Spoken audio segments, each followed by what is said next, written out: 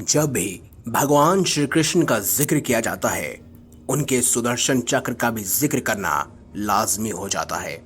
आज की इस खास वीडियो में हम आपको बताएंगे कि आखिर किसने और क्यों भगवान श्री कृष्ण को दिया था सुदर्शन चक्र।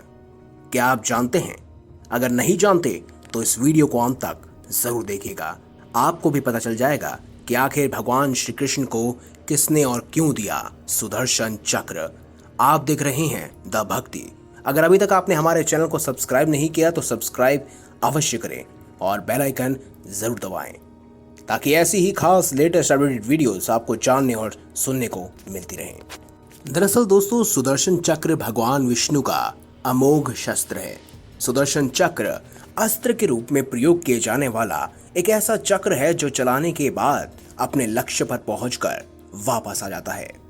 अधिकतर लोगों को इसके रहस्य के बारे में नहीं पता कि भगवान विष्णु को यह सुदर्शन चक्र किसने भेंट दिया। किंवदंतियों की माने तो इस चक्र को भगवान विष्णु ने गढ़वाल के श्रीनगर स्थित कमलेश्वर शिवालय में तपस्या करके प्राप्त किया था। यह चक्र भगवान विष्णु को हरि शिवलिंग से प्राप्त हुआ था। जी हाँ, यानी कि भगवान शिव से। पुराणों में उल्लेख मिलता है कि इस चक्र ने देवताओं की रक्षा और राक्षसों के संहार में अतुलनीय भूमिका का निर्वाह किया था। आइए जानते हैं थोड़ा और कि आखिर शिव शंकर ने कैसे भगवान विष्णु को वरदान में दिया सुदर्शन चक्र। इसकी एक खास पौराणिक कथा भी है। एक बार भगवान विष्णु शिव जी का पूजन करने के लिए काशी आए।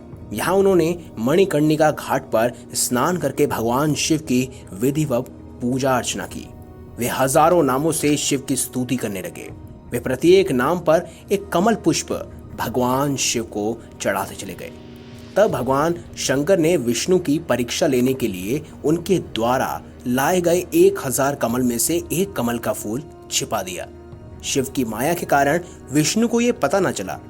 एक फूल कम पाकर भगवान विष्णु उसे ढूंढने लगे, परंतु फूल नहीं मिला।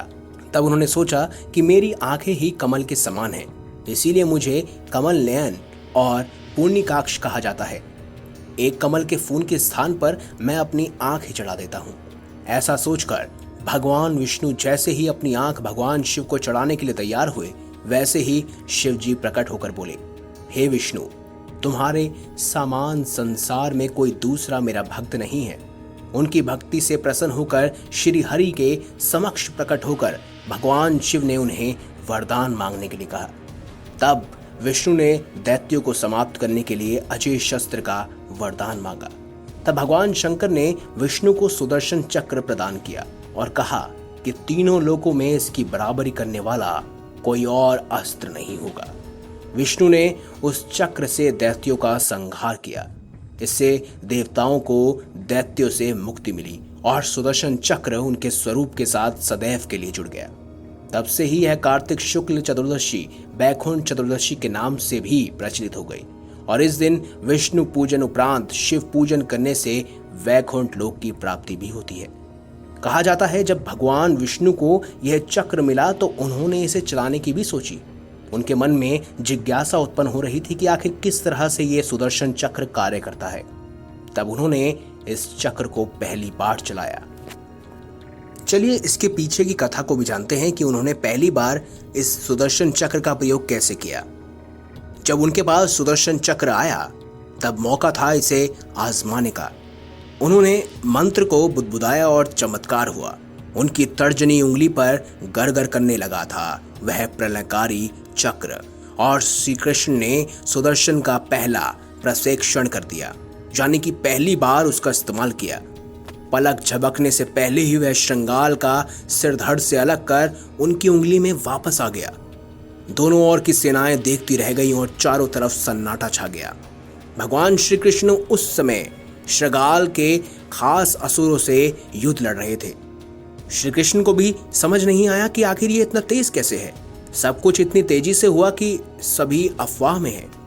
आश्चर्य की चक्र के रक्त की एक बूंद भी रिपीट कर आश्चर्य ये था कि चक्र में रक्त की एक बूंद भी नहीं लगी थी, यानी कि उसने सिर्फ और सिर्फ श्रृंगाल को मारा ही नहीं बल्कि इतनी सफाई से मारा कि सुदर्शन चक्र पर भी इसका निशान न पड़ा।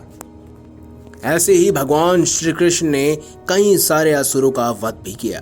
तो दोस्तों, अब आपको पता चल चुका होगा कि आखिर भगवान श्री कृष्ण को ये सुदर्शन चक्र किसने दिया।